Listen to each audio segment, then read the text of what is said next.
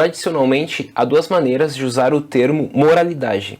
Há a via descritiva e há a via normativa. A maneira descritiva diz respeito a códigos específicos de conduta desenvolvidos por uma sociedade, organização ou grupo social como um modelo aceito para o comportamento individual. Já a via normativa diz respeito a certos códigos de conduta que, em condições normais, seriam acatados por todos os seres racionais. A aplicação do termo moralidade é central para uma das áreas da filosofia, a saber, a ética. Portanto, a via normativa diz respeito a certos códigos de conduta universais, que todos deveriam seguir. Por exemplo, é errado pôr fim à vida de alguém. É errado, eticamente falando, matar alguém. Além disso, a moralidade normativa trata também de certos critérios, de certas situações da aplicação desse código universal. Por exemplo, mesmo sendo errado moralmente matar alguém, há certas situações que esse ato se torna um ato moral ao ser executado. As teorias morais variam bastante, tanto em relação a esse código universal, como em relação aos critérios que esse código pode ou não ser seguido.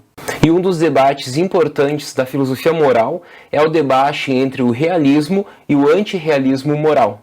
Para os filósofos do realismo moral, há certos fatos que são fatos morais objetivos. Em outras palavras, há coisas no mundo que são sempre boas e há coisas no mundo que são sempre más, independente da nossa visão sobre essas coisas. Já para os autores defensores do antirrealismo, não há fatos morais objetivos. Há apenas regras que nós criamos e não que nós descobrimos elas. Além desse debate do realismo e do antirrealismo, da existência ou não de fatos morais, há também o debate do cognitivismo e do não cognitivismo. Para o cognitivismo, as questões morais são proposições, e sendo proposições, elas podem ser apontadas como verdadeiras ou falsas. Por exemplo, a seguinte proposição: o assassinato é errado.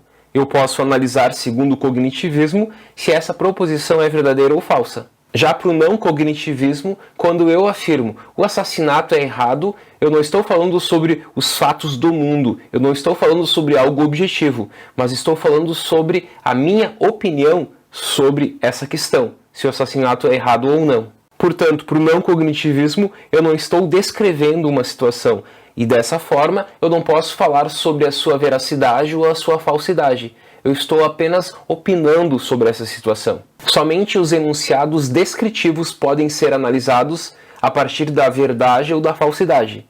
Para o não cognitivismo, os enunciados morais não são descritivos. Já para o cognitivismo, eles são descritivos. O não cognitivismo levou ao desenvolvimento da metaética, ou do expressivismo. Segundo o expressivismo, o objetivo da linguagem moral não é descrever as coisas, mas apenas expressar uma avaliação, na forma de uma atitude ou observação. Por exemplo, quando eu digo torturar gatinhos é ruim, eu não estou aqui colocando enunciados de fato, e portanto eu não posso afirmar a partir da verdade ou da falsidade, porque não são proposições. Não há aqui valor de verdade. Um modo possível de contornar o problema do valor de verdade dos enunciados morais é considerar a intenção por trás dos julgamentos morais e a sua expressão na linguagem. Ou seja, é aquilo que o sujeito pretende alcançar quando diz torturar gatinhos é ruim, e como isso reflete no seu estado mental.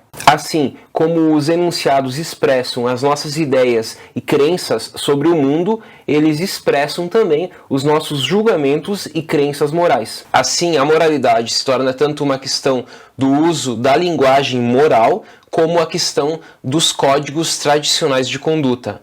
Portanto, a moralidade pode ser entendida tanto pelo seu viés descritivo, como pelo seu viés normativo. Até mais!